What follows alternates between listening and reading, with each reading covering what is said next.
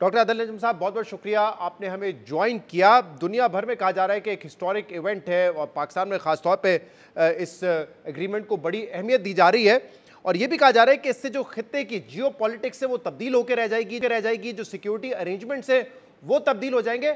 आपकी क्या राय है इस पर?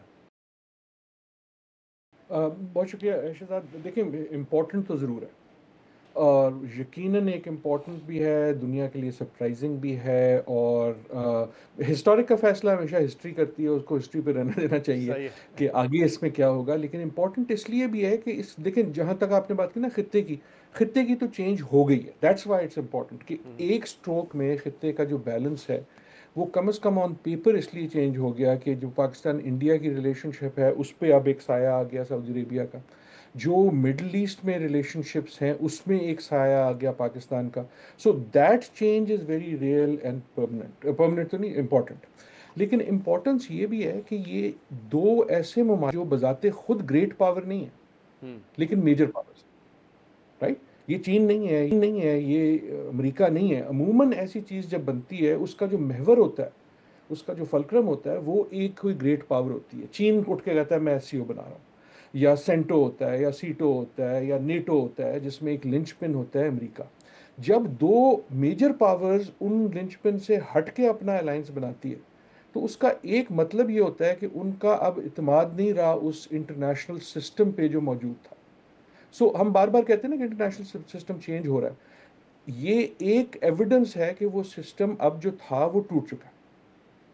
वरना इस किस्म की गारंटीज या यूनाइटेड नेशन से ली जाती हैं, या अमेरिका से ली जाती हैं, या चीन से ली जाती हैं। जब दो ममालिक ये कहें कि यार अच्छा हमें एक ऑल्टरनेटिव ऑप्शन भी चाहिए, तो दैट सजेस्ट कि द इंटरनेशनल ऑर्डर ऑफिशियली खत्म हो चुका। राइट, तो ये जो मुआहिदा है, क्या ये सजेस्ट करता है कि अब अरब ममालिक का एतमाद अमरीका पे नहीं रहा है, या अमरीका को एतमाद में लेके आपके ख्याल में ये सब कुछ हो रहा होगा? आई डू नॉट नो यार, आई डू नॉट नो। और ये खुलेगा एंड आई वुड लाइक कि मुझे भी पता लगे।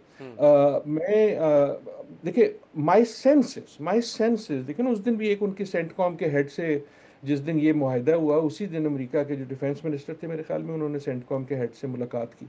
सो आई थिंक ये उसी किस्म की बात है कि वी हैव इन्फॉर्म्ड यू, लेकिन इजाज़त लेने वाली बात नहीं है। आई डोंट थिंक ऐसी है कि अमेरिका ने कहा कि जाके ये कर लो। और इसी तरह आई वुड अज्यूम, मुझे पता बिल्कुल नहीं है, कोई खबर नहीं है मुझे, आई वुड अज्यूम कि पाकिस्तान ने चीन को भी तकरीबन इंटीमेट कर दिया होगा कि ऐसी चीज हो सकती है।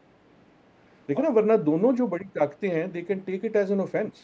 और आदिल साहब, दोनों तरफ से जो ऑफिशियल्स हैं वो ये कह रहे हैं कि ये जो दोहा में अभी इंसिडेंट हुआ कि इसराइल ने वहां पे हमास की लीडरशिप को अटैक किया, इस मुआहदे का उससे डायरेक्टली ताल्लुक नहीं है। ये पिछले कई महीनों से इस पर काम हो रहा था और बातचीत हो रही थी। तो आपको क्या लगता है, ये एक ऑफिशियल बयान है और जो हालिया वाकयात में है उसी के तनाजुर में ये हुआ है? दोनों चीज़ें सही हैं। ये एक ऑफिशियल बयान है खुसूसन अमेरिका के लिए, खुसूसन ये कि इसका सिर्फ उससे ताल्लुक नहीं है।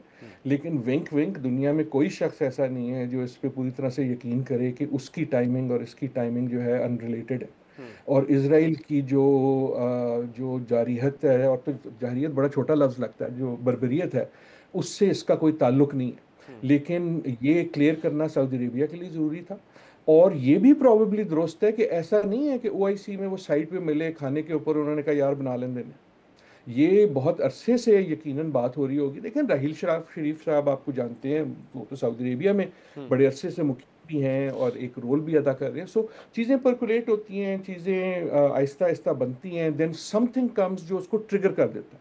सो आई डू थिंक कि ट्रिगर में वो भी शामिल है। और ये भी बताइएगा कि इंडिया के तनाज़ुर में उसको आप कैसे देखते हैं, क्योंकि हमने अपनी जो कॉम्बैटिंग कैपेबिलिटीज़ हैं वो तो दिखाई हैं इसी साल, लेकिन अब कहा जा रहा है कि एक और डेटरेंस होगा। अगर इंडिया किसी किस्म का एग्रेशन करना चाहता है या उसका सोच भी रहा है, तो ऑब्वियसली अगर हम इस मुआहदे के तहत ये कह रहे हैं कि पाकिस्तान पे हमला, सऊदी अरब पर हमला होगा, तो सऊदी अरब जो है वो ऑब्वियसली अपने ताल्लुकात इस्तेमाल कर सकता है, अपना लेवरेज इस्तेमाल कर सकता है। और अगर इंडिया फिर भी हमला करे तो फिर जो इस मुआहदे के तहत सपोर्ट है वो भी यकीनी होगी। तो आपको लगता है ये डेटरेंस साबित होगा?